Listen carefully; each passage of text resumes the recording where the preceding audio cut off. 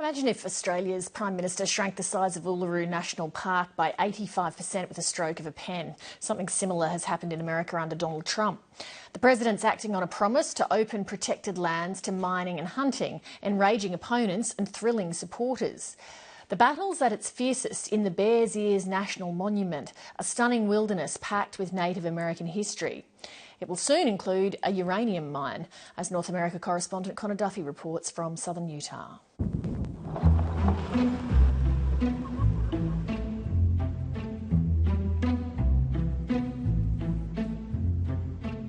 Bears Ears, hundreds of kilometres of breathtaking red rock mountains and ravines that are packed with hidden treasures. People have been travelling through this large landscape from earliest man 13,000 years ago. It's ancient country, home for thousands of years to Native American tribes, then 170 years ago Mormon settlers.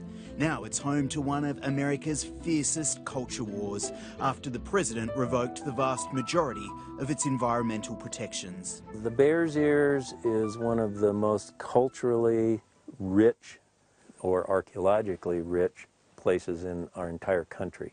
We have easily over 100,000 archaeological sites within the original boundaries of the Bears Ears. That line I said about don't take sandstone for granted, it actually is true. Archaeologist and guide Vaughan Haydenfeld has been searching for Bears Ears secrets for 30 years and has found more than just about anyone else. So this little alcove was used by people through time. Today he's taking us deep inside these canyons. It's a long way down, but worth the hike. It's some of the oldest rock art in America. We have imagery in this area that possibly goes all the way back to the earliest man here 13,000 years ago. This art is still in the protected zone, but Vaughan Haydenfeld says even more valuable sites in the surrounding valleys are now at risk. I think this is a part of my culture too, my history. This is the land. It was here when I was born. So yeah, that's some basket maker sites way up high in that overhang.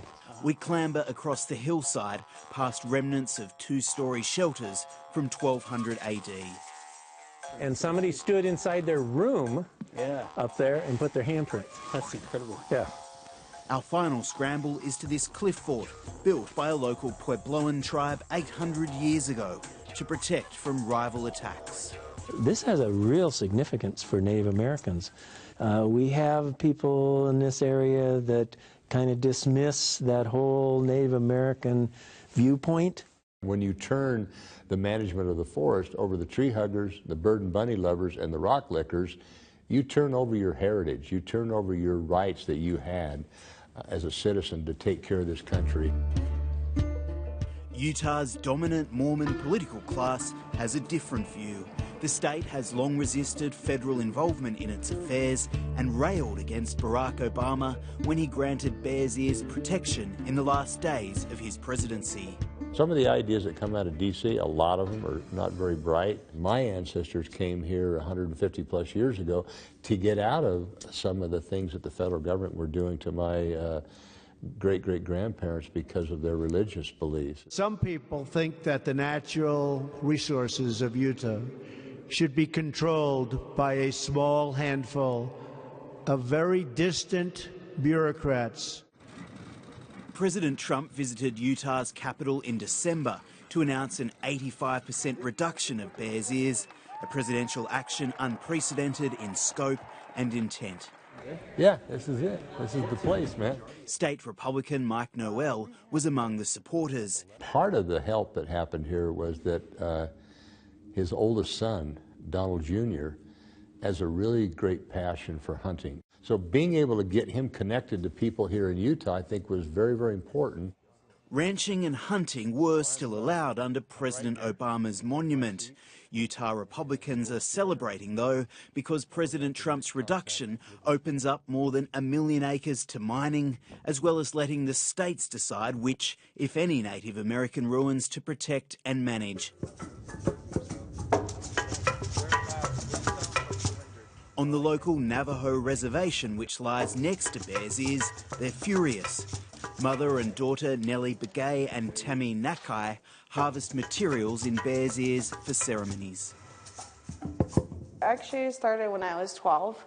My mom was a single mother, and so she already knew how to do the basket work. They say the new rules mean they'll be shut out of ancestral lands.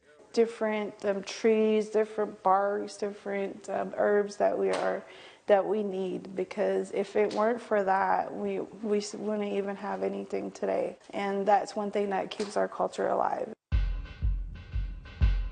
Two of the local Navajo lead us up this winding mountain track to lands that are no longer protected.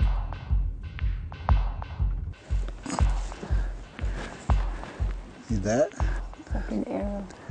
Jonas and Cynthia take us to a hokan, a Navajo shelter that 500 years ago would have been reinforced by pottery and bark.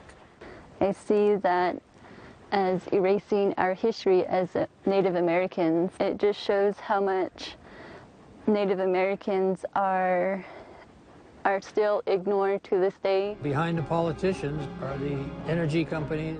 The tribes have launched legal action against President Trump's cuts to Bears Ears, and they have heavy supporting firepower. The billionaire founder of outdoor clothing company Patagonia is now funding a national campaign to reverse the decision. But in Salt Lake City, they're accusing the outsiders of hypocrisy. Let's hold them to it. He's making money off the public lands. He's bringing people in.